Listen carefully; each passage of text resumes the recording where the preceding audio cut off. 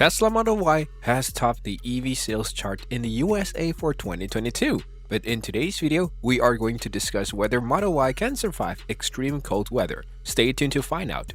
The Tesla Model Y can keep its interior at 65 degrees for almost 2 days while losing an average of 2.2% of its charge per hour, which is just less than a gas-powered car. A recent winter storm in Virginia shut down Interstate 95 for more than 24 hours, which brought up the question, would getting stuck in a traffic jam during sub-freezing temperatures be tougher in an electric vehicle? To find out how long an EV would last compared to a gas-powered car, the experts left the climate control on the Tesla Model Y long range and a 2022 Hyundai Sonata N-Line and let them sit in the freezing region. In Ann Arbor, Michigan, the average temperature during the time the two cars were placed was around 15 degrees Fahrenheit, and the lowest percentage experts recorded was 9 degrees. Both cars were turned on in the afternoon when it was 26 degrees. EV professionals also set each car's climate setting to 65 degrees and did not have any of the heated seats turned on.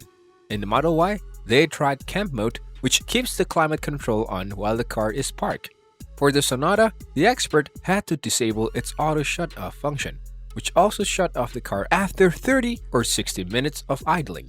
Later on, after it became dark, as it was about to spend the night sitting in the driveway, the directors got nervous that its running lights were broadcasting its status loudly and you can't lock the doors when it's idling, so they decided to tape them over. A few important things about the Model Y is that it uses the old resistive heater instead of the new. More efficient heat pump was inducted for the 2021 model year, and after more than 40,000 miles, its 80.5 kWh lithium-ion battery pack has lost about 8% of its capacity. The information has been collected by a third-party software that is used to collect the car's data. It's also important to note that the human body also generates heat, but not a single cabin was occupied during this test. Before we move ahead, if you're liking this content so far, please consider subscribing and liking this video. Now let's continue. The Model Y started with 98% state of charge and experts didn't precondition the battery. However, in a real-world traffic jam situation, the battery and cabin would both be warm, not to mention it possibly wouldn't be near a full charge. But despite cooling down the cabin to 47 degrees before the test by opening the windows, professionals didn't see a serious decrease in battery percentage as the cabin rose to 65 degrees. Experts finally plugged it in almost 37 hours later with 17% battery remaining and an indicated range of 50 miles.